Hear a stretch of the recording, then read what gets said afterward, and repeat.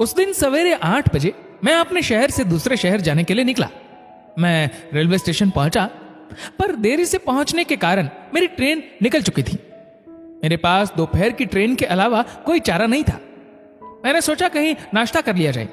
बहुत जोर की भूख लगी थी। मैं होटल की ओर जा रहा था। अचानक रास्ते में मेरी नजर फुटपाथ पर बैठे 2 बच्चों पर पड़ी। दोनों लगभग 10-12 साल के रहे होंगे। बच्चों की हालत बहुत खराब थी। कमजोरी के कारण अस्थि पिंजर साफ दिखाई दे रहे थे।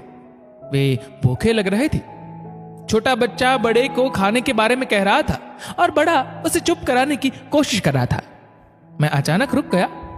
दौड़ती भागती जिंदगी में पैर ठहर से गए।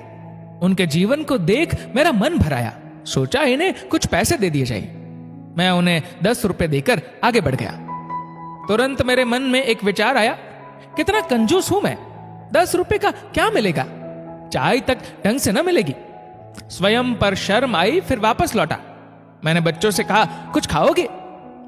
बच्चे थोड़े असमंजस में पड़ गए।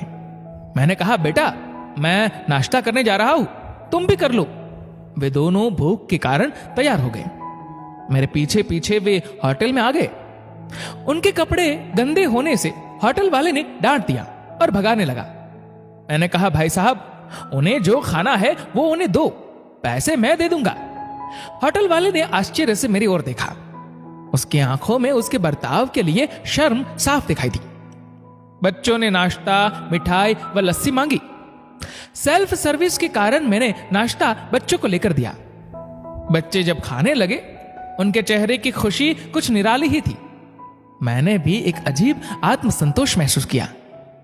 मैंने बच्चों को कहा, बेटा अब जो मैंने तुम्हें पैसे दिए हैं उसमें 1 रुपए का शैंपू लेकर हैंडपंप के पास नहा लेना और फिर दोपहर शाम का खाना पास के मंदिर में चलने वाले लंगर में खा लेना। और मैं नाश्ते के पैसे चुकाकर फिर अपनी दौड़ती दिनचर्या की ओर बढ़ निकला। वहां आसपास के लोग बड़े सम्मान के साथ देख रहे थे। होटल वाले के शब्द आदर में परिवर्तित हो चुके थे। मैं स्टेशन की ओर निकला। थोड़ा मन भारी लग रहा था। मन थोड़ा उनके बारे में सोचकर दुखी हो रहा था। रास्ते में मंदिर आया। मैंने मंदिर की ओर देखा और कहा, हे भगवान आप कहां हो? इन बच्चों की ये हालत, ये भूख, आप कैसे चुप बैठ सकते हैं? दूसरे ही क्षण मेरे मन में विचार आया, अभी तक जो उन्हें नाश्ता दे रहा था वो कौन था? क्या तुम्हें लगता है तुमने वह सब अपनी सोच से किया? मैं स्तब्ध हो गया। मेरे सारे प्रश्न समाप्त हो गए। ऐसा लगा जैसे मैंने ईश्वर से बात की हो। मुझे समझ आ चुका था हम निमित्त मात्र है, उसके कार्यकलाप वो ही जानता है, इसीलिए वो महान है। भगवान हमें किसी की मदद करने तभी भेजता है जब वह हमें उस काम के लायक समझता है। ये उसी की प्रेरणा होती है। किसी मदद को मना करना वैसा ही है जैसे भगवान के काम को मना करना। खुद में ईश्वर को देखना ध्यान है, दूसरों में ईश्वर को देखना प्रेम है, ईश्वर को सब में और सब में ईश्वर को देखना ज्ञान है।